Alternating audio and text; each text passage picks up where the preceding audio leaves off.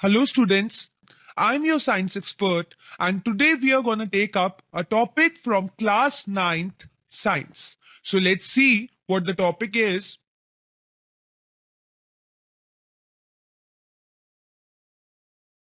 The topic we are going to start is chapter that is matter in our surroundings. पहले हम सबसे पहले ये जो हमारा टाइटल है मैटर इन आर सराउंडिंग्स उसका मतलब जान लेते हैं कि इस चैप्टर में हम क्या पढ़ने वाले हैं। देखिए, सराउंडिंग्स का मतलब क्या है कि जो भी चीजें आपके आसपास होती है उनको हम क्या बोलते हैं, सराउंडिंग्स।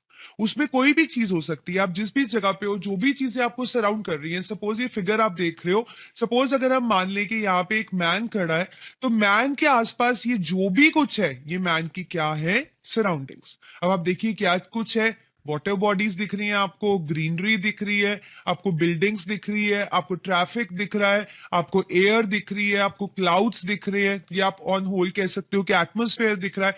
तो ये सब क्या है, इस मैन की सराउंडिंग्स है। ठीक है। अब जो भी सराउंडिंग्स होती हैं उनमें कुछ ना कुछ सामान तो है ही, जैसे कि वाटर बॉडीज हो गई, ग्रीनरी हो गई, बिल्डिंग्स हो गई, कार्स हो गई, लिविंग नॉन लिविंग बहुत सी चीजें हैं जो आसपास हमें दिख रही हैं।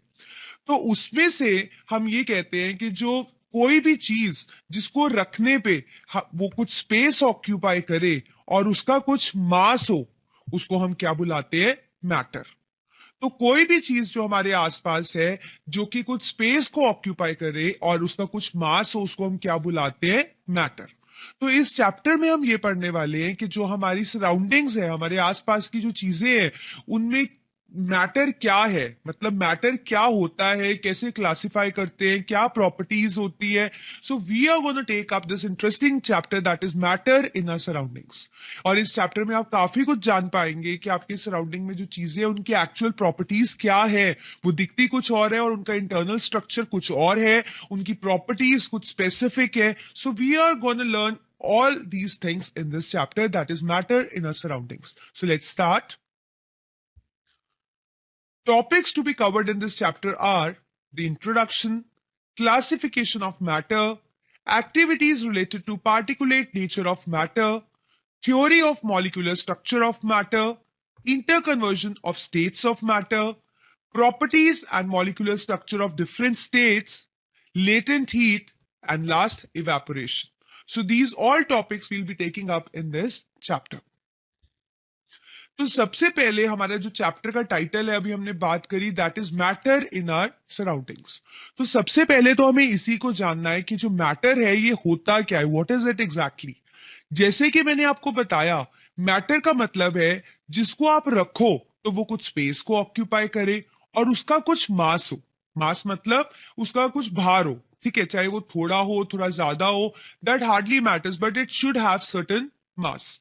So matter is anything that occupies space and has mass. अब जैसे कि आप इस फिगर में देख पा रहे हो, यहां पे आपके पास ये क्या है, ये ब्रिक है। ब्रिक को आप रखते हो तो वो स्पेस को ऑक्यूपाई करती है और उसका कुछ मास भी होता है, तो obviously it is also one kind of form of matter. ऐसे ही ये आपके पास है एलपीजी सिलेंडर। आपको पता है एलपीजी सिलेंडर जो है, इसके अंदर चाहे गैस है बट स्टिल आपको पता है एलपीजी सिलेंडर का कितना वेट होता है। आप अकेले उसको नहीं उठा सकते हो, या उठाते हो तो बहुत मुश्किल होती है, भारी लगता है आपको। और उसको आप जब रखते हो तो वो स्पेस को भी ऑक्यूपाई करता है। और जबकि उसके अंदर आप देखो कितनी वेटलेस चीज है। एयर जो है उसका क्या वेट होता है, एयर का कोई बहुत खास वेट तो नहीं होता है, बट स्टिल आप कह सकते हो कि एयर को भी हम मैटर में ही क्लासिफाई करते हैं, बिकॉज उसको भी रखने के लिए आपको कुछ स्पेस को वो ऑक्यूपाई करती है और उसका कुछ मास तो होता ही है। Similarly, here we have milk. Milk is again a matter because it needs space wherever you will keep it, and it will have a certain mass. So आप कह सकते हो कि मैटर का मतलब है कोई भी चीज जिसको हम रखें वो कुछ स्पेस को ऑक्यूपाई करे और उसका कुछ मास हो। जैसे यहां हमने 3 एग्जाम्पल्स लिए, आप कोई भी एग्जाम्पल ले सकते हो। आपके आसपास देखिए, आपका बेड है, आपका फर्नीचर है, आपका टेबल है, चेयर है, पेन है, पेंसिल है, इवन एक छोटी सी पिन है, वो भी क्या, एक मैटर है। क्योंकि उसको भी आप रखोगे तो कुछ स्पेस को ऑक्यूपाई करेगी, और चाहे उसका मास बहुत कम होगा पर मासलेस तो नहीं होगी ना कुछ मास तो होगा उसका। तो that means it is also a matter. पहले जब मैटर की क्लासिफिकेशन की गई, देखा गया कि मैटर किससे बना होता है, तो ये कंक्लूजन निकाला जो हमारे एंशियंट साइंटिस्ट थे कि जो मैटर है वो 5 तत्व से बनता है, मतलब 5 एलिमेंट्स से बनता है, जिसको आप पंच तत्व भी बुलाते हो। और वो 5 एलिमेंट्स क्या है? That is air, fire, earth, water and sky. तो कहते हैं कि ये 5 एलिमेंट्स हैं, बेसिक एलिमेंट्स, जो कि मिलके मैटर को बना रहे हैं। तो एंशियंट टाइम में मैटर की क्लासिफिकेशन यही थी कि एयर, फायर, अर्थ, वाटर, स्काई, जैसे कि आप इस फिगर में भी देख पा रहे हो कि इन सब चीजों से मिलकर ही मैटर बनता है, मतलब पंच तत्व जो है मैटर के अंदर है। पर जैसे जैसे साइंस के अंदर एडवांसमेंट हुई, जैसे जैसे आपको पता है कि कितना कुछ हम जान चुके हैं अब साइंस के बारे में, हम कितने लॉजिकल रीजंस जानते हैं, तो पता लगा कि जो मैटर की क्लासिफिकेशन है वो सिर्फ यहीं तक सीमित नहीं है, मैटर को और बेहतर तरीके से हम क्लासिफाई कर सकते हैं। तो जो प्रेजेंट क्लासिफिकेशन है हमारी मैटर की, वो हमें ये बताता है कि जितना भी मैटर है उसको आप 2 तरीके से क्लासिफाई कर सकते हो, एक फिजिकल क्लासिफिकेशन, एक केमिकल क्लासिफिकेशन। फिजिकल क्लासिफिकेशन का मतलब है कि जो आप फिजिकल फीचर्स, जैसे सपोज मैंने आपको एक पेन दे दिया, ठीक है, ये आपके पास एक ब्रिक आ गई, तो उस वो फिजिकल फीचर्स क्या होते हैं? मतलब एक्सटर्नल फीचर्स, उसका क्या कलर है, क्या उसका वेट है, उसका आप कह सकते हो कि एयर के साथ रिएक्शन तो हम नहीं करेंगे क्योंकि वो केमिकल प्रॉपर्टीज हो जाएगा रिएक्शन वाला पार्ट। फिजिकल फीचर्स जो एक्सटर्नली कैसे दिखती है, हार्ड है, सॉफ्ट है, टेम्परेचर का उस पर क्या इफेक्ट है, आप उसको आसानी से तोड़ सकते हो या नहीं, these are all physical features. तो फिजिकल फीचर्स को जब हम ध्यान में रख के क्लासिफाई करते हैं तो हम उसको फिजिकल क्लासिफिकेशन बुलाते हैं। लेकिन वो कैसे किसी और के साथ इंटरेक्ट करती है, रिएक्ट कैसे करती है, वो जो क्लासिफिकेशन है वो आती है हमारे पास केमिकल क्लासिफिकेशन के अंडर। तो फिजिकल क्लासिफिकेशन आप कह सकते हो एक्सटर्नल फीचर्स पे डिपेंड करती है, डिपेंड्स अपॉन एक्सटर्नल फीचर्स। लेकिन जो केमिकल क्लासिफिकेशन है इसमें इंटरनल इन्वॉल्वमेंट भी रहता है, क्योंकि इससे पता लगता है कि इसके अंदर किस तरह का रिएक्शन हो रहा है, कोई किसी के साथ रिएक्ट करेगा नहीं करेगा। So this is all chemical classification. So let's see this. तो फिजिकल क्लासिफिकेशन हम बोल सकते हैं it is done on the basis of physical properties, and you know physical properties are those which we can actually externally see. Chemical classification वो होती है which is based on chemical composition of matter, कि वो किस चीज से बना है और वो कैसे किसी और सब्सटेंस के साथ रिएक्ट करेगा, करेगा नहीं करेगा, करेगा तो कैसे करेगा। So this all comes under chemical classification. जैसे अगर हम कोई सब्सटेंस ले लें, आप देखिए इसके अंदर किस तरह से अरेंजमेंट दिख रहा है आपको, अलग अलग पार्टिकल्स कैसे अरेंज दिख रहे हैं। तो ये जो अरेंजमेंट है this is actually responsible for the chemical classification, एक केमिकल कंपोजिशन है मैटर का, और इसी के बेसिस पे पता लगता है कि किसी और चीज के साथ किस तरह से रिएक्ट या इंटरेक्ट करेगा। Now let's do some activities to study more about matter, कि matter actually किस चीज से बना है या क्या प्रॉपर्टीज है मैटर की। पहली एक्टिविटी हम करने वाले हैं to show that matter is made up of particles. Matter जो है वो पार्टिकल से बना हुआ है। तो हमें कैसे पता लगा कि मैटर पार्टिकल से बना हुआ है? इसके लिए हमने एक एक्टिविटी करी और उसके लिए हमें कुछ सामान की जरूरत है। देखते हैं what all we need. We need a beaker like this, as you can see in the figure, this is beaker, so we need a beaker, right? We need common salt. As you all know, common salt is sodium chloride. We need a spoon or a glass rod. Glass rod is like this, as you can see in the figure. This rod just it is used to stir. किसी भी चीज को मिलाने के लिए, हिलाने के लिए ये काम आती है, मतलब घोल सकती है किसी भी चीज को। It actually function like a spoon. अब इसमें हमने क्या किया, इस एक्टिविटी में हमने बीकर को 3/4 वाटर के साथ भर दिया, जैसे कि आप फिगर में देख पा रहे हो। पूरा नहीं, 3/4 हमने बीकर को पानी के साथ भर दिया। अब जहां पे पानी हमने भरा है, सपोज अगर आपने पानी यहां तक भर दिया तो आपने वहां पे एक मार्क लगा लिया है। So mark the level of water on the beaker. अब हमने इसके अंदर कुछ सॉल्ट डाला, we add common salt to it. तो आप देख सकते हो बीकर है, 50 ml पानी है और इसके अंदर हमने सॉल्ट ले लिया है। अब हमने क्या किया, स्पून या ग्लास रॉड से हमने इसको स्टिर किया। स्टिर का मतलब हमने इसको हिलाया। तो पहले तो सॉल्ट डालते ही हमने देखा कि सॉल्ट बॉटम पे सेटल हो गया, ठीक है। लेकिन जब हमने स्टेरर से उसको स्टेर किया, इस तरह से हिलाया हमने, तो हमने देखा कि ये जो सॉल्ट है इसके पार्टिकल्स थोड़े से मूवमेंट में आए, पानी के अंदर हमें दिखने लगे कहीं कहीं, और धीरे धीरे वो बिल्कुल ही डिसअपियर हो गए। तो हमारी एक्टिविटी समझ गए ना, पानी लिया, नोन वॉल्यूम का मार्क किया, लेवल लेवल हमारे पास मार्क्ड है कि कहां तक पानी था, हमने सॉल्ट डाला, सॉल्ट पहले नीचे बैठ गया और फिर स्टिरर से स्टिर करने के बाद वो फाइनली डिसअपियर हो गया। तो अब हम देखते हैं हमें इससे पता क्या लगा है। तो हमारी ऑब्जर्वेशन ये थी that when we add salt to water it settles down.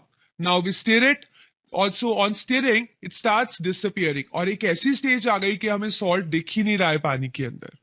So this shows that it is not one continuous state of matter, instead it is formed of small particles.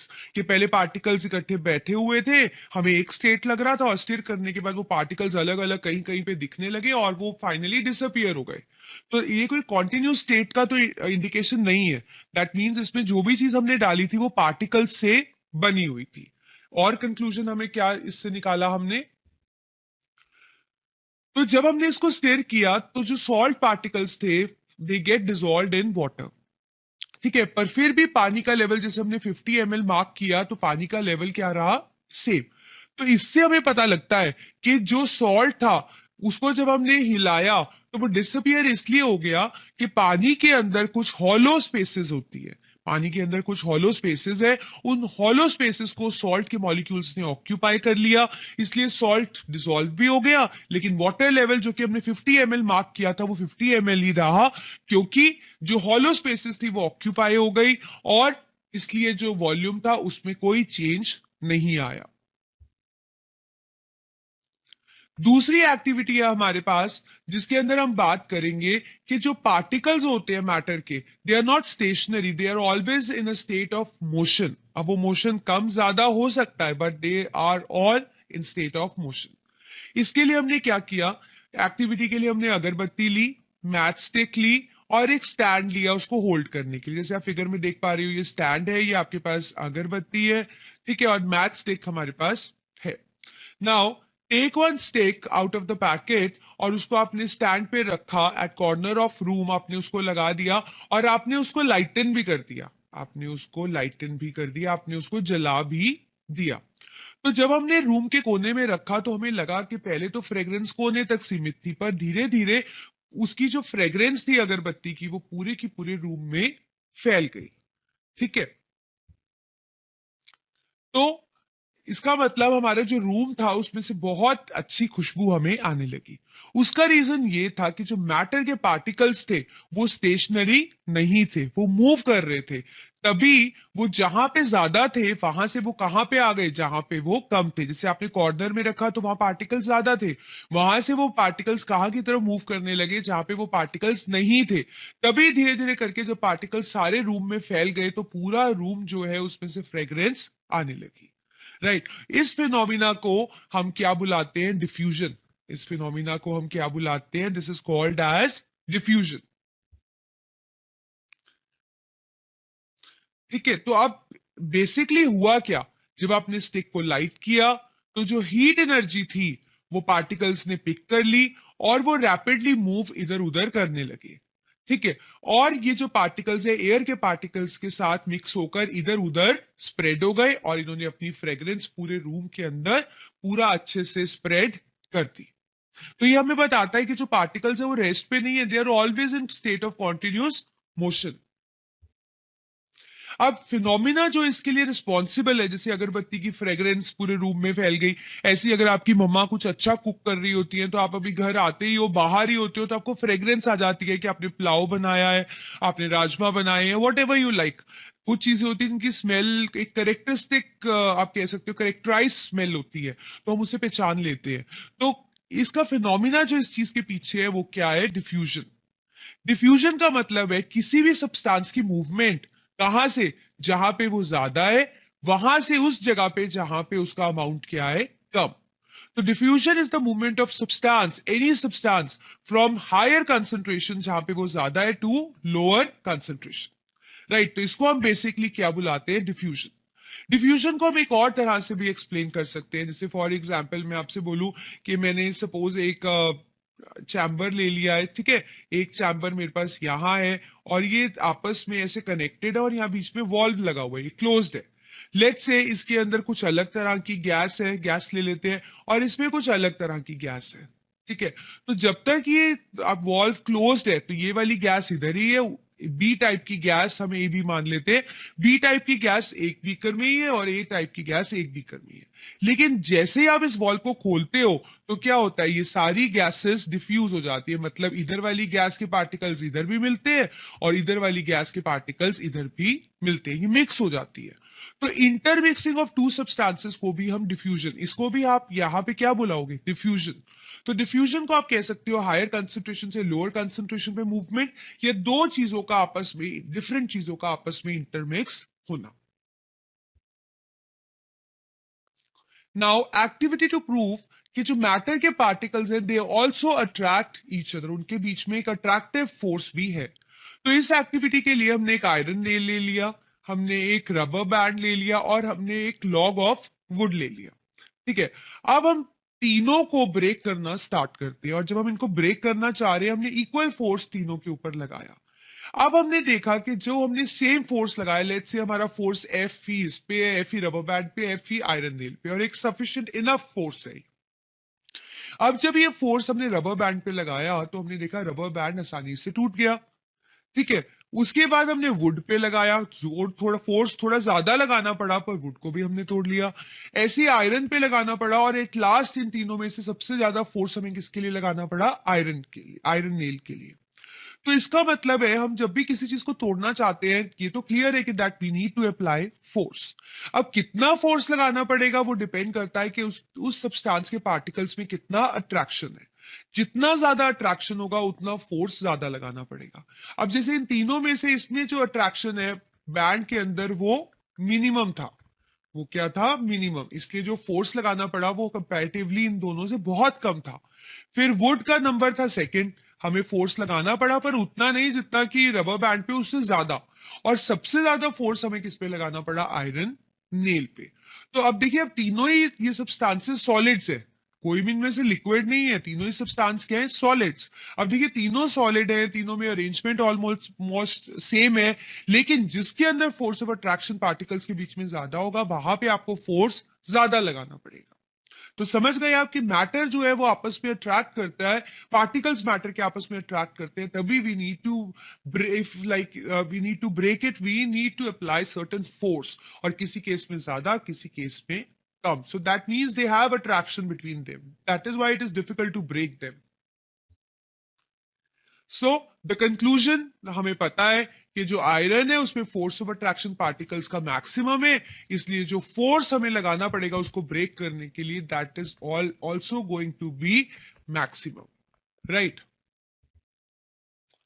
अब इन्हीं कुछ मैटर के बारे में हम कुछ जान चुके हैं, काफी कुछ हमें पता लग गया है, तो इसके बेसिस पे हमारे पास फॉर्मुलेट हुई एक theory, that is theory of molecular structure of matter, जो हमें मैटर के बारे में कुछ बताती है।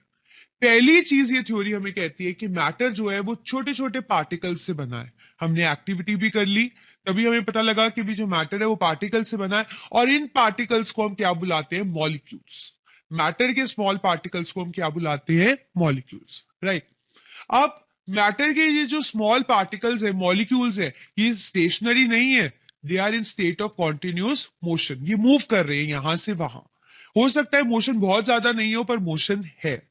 अब क्योंकि मोशन है तो इसका मतलब इनके अंदर काइनेटिक एनर्जी है।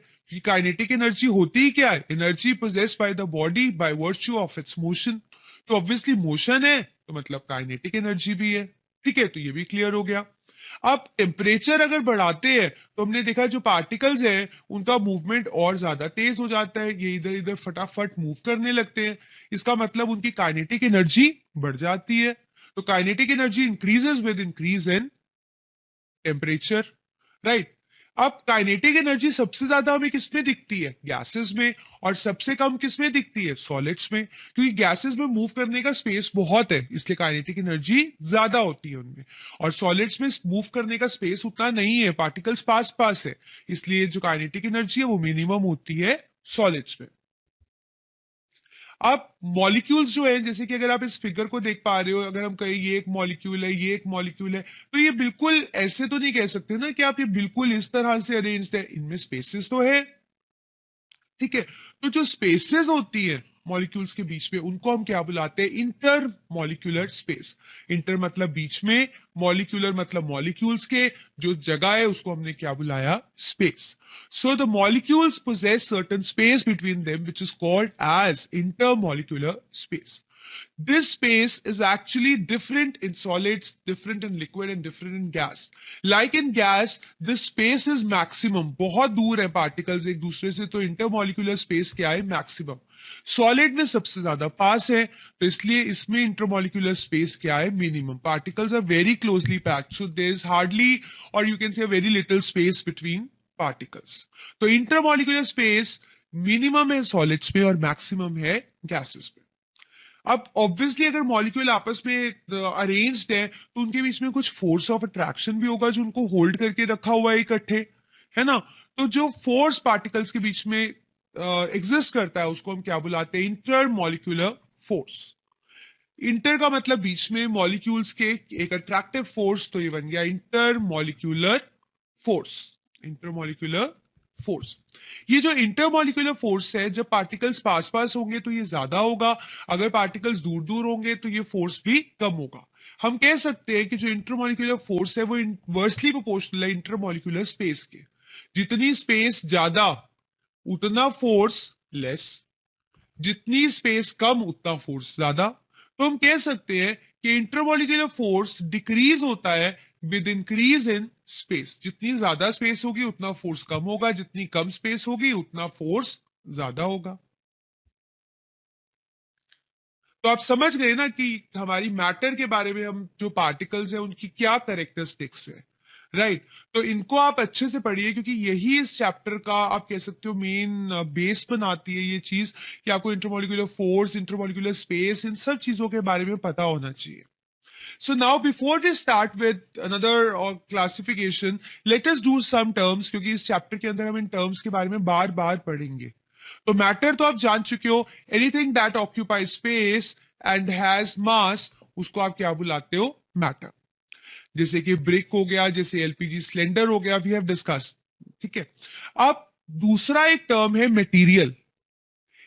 मटेरियल हम किसको बुलाते हैं? एक पर्टिकुलर काइंड ऑफ मैटर को, एक ही तरह का जो पर्टिकुलर स्पेसिफिक मैटर है, उसके लिए हम क्या वर्ड यूज करते हैं? मटेरियल. तो जहां पे भी मटेरियल का हम जिस चैप्टर में यूज करेंगे तो आप समझ लीजिए वहां पे एक सेम टाइप का मैटर, एक पर्टिकुलर एक स्पेसिफिक टाइप का मैटर प्रेजेंट है.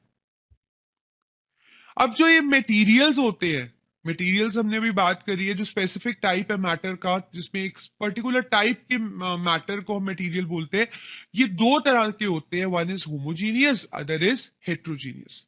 होमो का मतलब होता है सेम, हेट्रो का मतलब होता है डिफरेंट. हेट्रो को हम क्या बुलाते हैं? डिफरेंट. देखते हैं क्या फर्क है इनमें. See, homogeneous materials are those which have same composition and same properties throughout. अब जैसे कि इस फिगर के अंदर आप देख रहे हो कि आपके पास लिक्विड स्टेट है पानी की, है तो वाटर ही, और ये आपके पास सॉलिड स्टेट है वाटर की, दैट इज आइस. लेकिन अगर हम केमिकली देखें तो दोनों ही क्या है? वाटर ही है. राइट तो इनकी जो कंपोजिशन और इनकी जो प्रॉपर्टीज है वो थ्रू आउट सैंपल में सेम होगी. आप सैंपल यहां से ले लो, यहां से कहीं से भी देखो, जो कंपोजिशन है और जो प्रॉपर्टीज है that are going to remain same. So this is what is homogeneous material. Hetero means different. Hetero का मतलब क्या होता है? डिफरेंट. तो डिफरेंट से हमें पता लगता है कि ये जो मटेरियल होगा इसकी कंपोजिशन डिफरेंट होगी और इसकी प्रॉपर्टीज भी डिफरेंट डिफरेंट पार्ट्स पे डिफरेंट होगी. अब आप देखिए आपके पास ये वाटर है और वाटर के अंदर आप कहो कि आपने सैंड डाल दी है. ठीक है, अब सैंड जब आप इस पानी के अंदर डाल रहे हो तो आप देखो आपको एक अलग सी लेयर यहां दिख रही है, एक अलग सी लेयर यहां दिख रही है, और कुछ कुछ पार्टिकल्स आपको बीच में भी दिख रहे हैं. तो आप कह सकते हो कि इसके अंदर जो कंपोजिशन है और जो प्रॉपर्टीज है वो डिफरेंट पार्ट्स पे डिफरेंट है. सो this is what is heterogeneous. अगर कोई भी चीज में कंपोजिशन और प्रॉपर्टीज एक जैसी दिखे तो वो होमोजीनियस होता है, और अगर कंपोजिशन और प्रॉपर्टीज अलग अलग पार्ट में एक ही सैंपल में अलग अलग दिख रही है तो दैट इज हेट्रोजीनियस मटेरियल.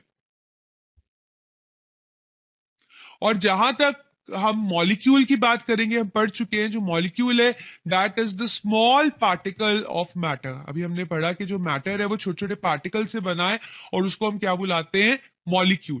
तो मॉलिक्यूल हम एक पर्टिकुलर टाइप ऑफ मैटर के लिए ही यूज करेंगे। अब जैसे अगर हम ऑक्सीजन की बात करते हैं, आपको पता है ऑक्सीजन कैसे एग्जिस्ट करता है, it exists as O2 gas. So this is a particular type of matter, इसलिए हम इसको ऑक्सीजन मॉलिक्यूल कह देंगे। ऐसे ही this is called as nitrogen molecule because this symbol is use particular for a particular type of matter that is nitrogen. तो molecule का मतलब है जो कि इंडिकेट करता है एक पर्टिकुलर टाइप ऑफ मैटर। और ये जो फिगर हमने यहाँ पे ली गई है, ये हमने आपको ये बताना चाह रहे हैं कि जैसे ऑक्सीजन है O2 है, तो इसका मतलब दो ऑक्सीजन के अंदर एक अट्रैक्टिव फोर्स है जिसने इसको होल्ड करके रखा हुआ है।